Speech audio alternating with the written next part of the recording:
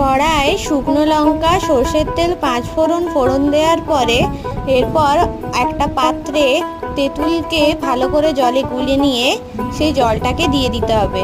এরপর ফুটে আসলে অল্প লবণ, হলুদ ও লঙ্কার গুঁড়ো দিয়ে ভালো করে ফুটতে দিতে হবে।